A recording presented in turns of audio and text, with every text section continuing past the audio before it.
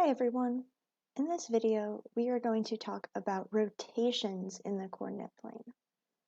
So a rotation is just a turn about a point. So it's when we take a figure and we spin it around some spot on our graph. Now we have a couple of specific rules for when we are going around the origin, or vocabulary would tell us that we're going about. About just means around. Now, one thing to notice is that these rules are for counterclockwise rotations. So if we're thinking of our graph looks like this. Counterclockwise rotations go this way. This is counterclockwise. And then you could just switch these values to get clockwise, right? 90 degrees counterclockwise is the same as 270 degrees clockwise. 180 is the same either way, which is why I don't specify, but this would be 90 degrees clockwise as well. Like 270 counterclockwise would be 90 degrees clockwise. One thing to notice, and this is just a standard in mathematics, is that counterclockwise is what we would call our positive direction of rotation. The reason that we do this is what has been labeled as quadrant 1, 2, 3, and 4. And so we are going in that order. If you go clockwise, these would be negative values. So negative 90 degrees would be 90 degrees clockwise. Negative 270 would be 270 degrees clockwise. So if you don't have that word counterclockwise or clockwise, you're looking for the positive or negative. So in coordinate notation, we have these two rules. We switch the coordinates and negate the first one, then we switch them again, negate the x, and then we switch them one more time. And that's how we go through our rotations, because we're doing the same thing every single 90-degree rotation. In transformation notation, we use a capital R, and then the first letter in our subscript is going to tell us what point we're rotating around. We use O for the origin. Remember, the origin is the point 0, 0.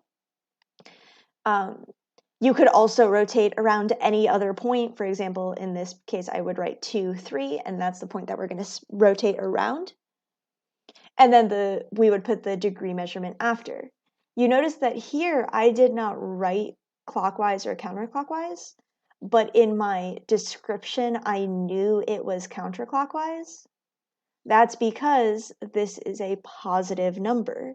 Because it's a positive measurement, I know it's going to default to counterclockwise. In this example, we're going to rotate this figure 90 degrees counterclockwise about the origin. So I know the origin is the point that I am rotating around. And we're going to draw the image of the triangle after this rotation. We remember the vocabulary word image tells us that it's coming after. And then it's going to ask us for the coordinates. So to do this with values, I am going to go back to my rule. And since we're doing 90 degrees counterclockwise, my rule is that xy becomes negative y comma x.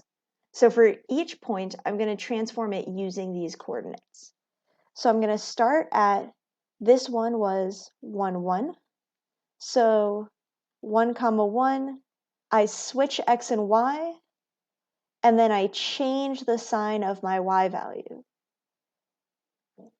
So this is our old coordinate, this is our new coordinate. So I can go negative 1, 1, and that is our first coordinate. The next one I have here is 2, 0. So I am going to switch x and y first, so we get 0 and 2, and then change the sign of y, but in this case, the sign of 0 is still going to be the same. So my new point is up here, and I can connect these.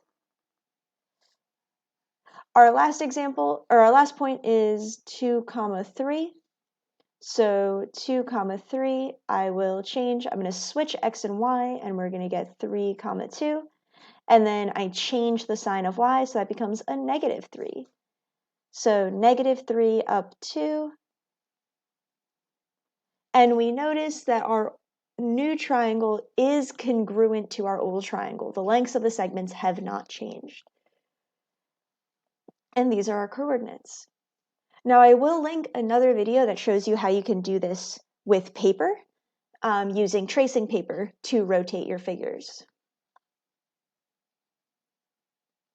In our next video, our next problem, it asks us to write the rule to describe the transformation.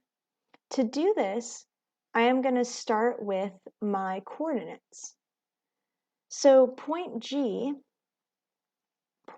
started at -4, 0, and went to G prime at +4, 0.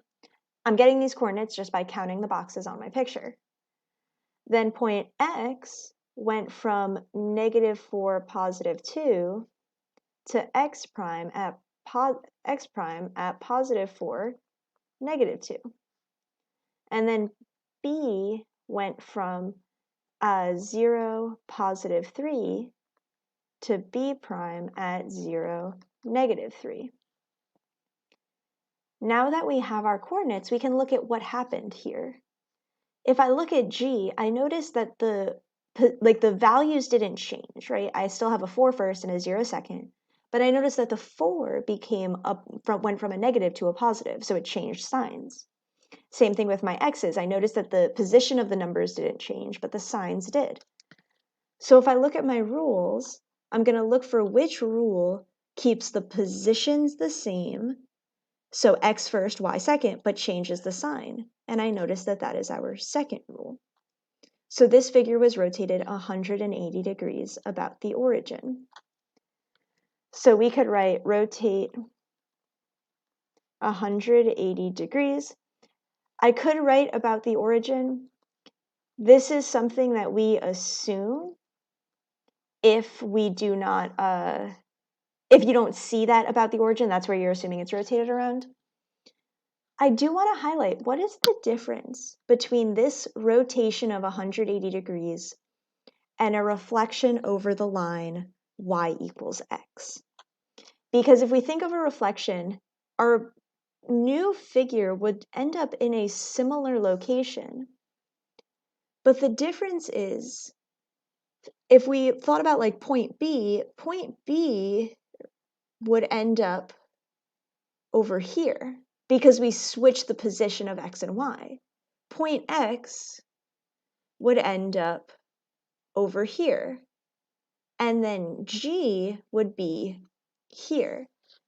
So you notice how they would be in kind of, G would still be in the bottom, B would still be on the top. So a reflection over the line y equals x and a rotation of 180 degrees are different transformations. Because the orientation, we say, of the points is still going to stay the same in a rotation, but it does not stay the same in a reflection. Our next problem asks us to rotate 270 degrees counterclockwise about the origin. So 270 counterclockwise, I'm going to go back to my rules, and I notice that it is y negative x.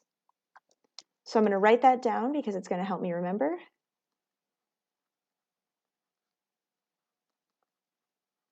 I could also do this transformation by rotating 90 degrees 3 times, because 90 plus 90 plus 90 gives me 270. And if we did that with the coordinates and kept iterating this process, we would get this result. One thing to notice is my picture has 2 triangles on it, but which triangle am I rotating?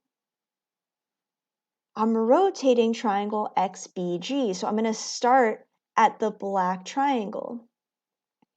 So XBG, I'm going to start with my coordinates. My coordinates were -4, 2, 0, 3, and -4, 0. And our new coordinates will be x prime is 2, -4, but then I'm going to change the sign of x, so it's going to become 2, +4. So over 2, up 4. Then we could do point B. I'm going to switch the order, so 3, 0. Then I will change the sign of that second coordinate, but because it's a 0, nothing's going to happen. So I'm over here now. And then G prime, it's going to become 0, -4. And because this is a negative, I'm going to change the sign and make it a positive. So 0, +4 is going to be G prime. And then I can connect my segments, or connect my points to make segments. And there is our new triangle. Our last example asks us to describe the rotation in words and in transformation notation. So what do I see has happened here? The first thing is I see that my figure has rotated, right? It's rotated, and I know that because I can just spin my paper and get my new shape. So let's start with a rotation. Let's ask ourselves, how many times did we spin it? Well, I just went 1 quadrant over with each of my coordinates, 1 quadrant. That tells me it is 90 degrees, and since I rotated to the left, that is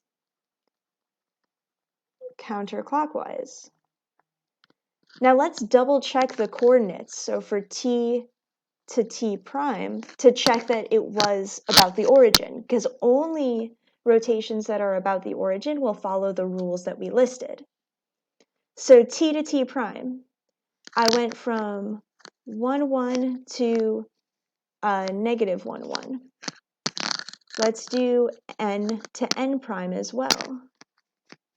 So n was -1, 2 to n prime at -2, -1.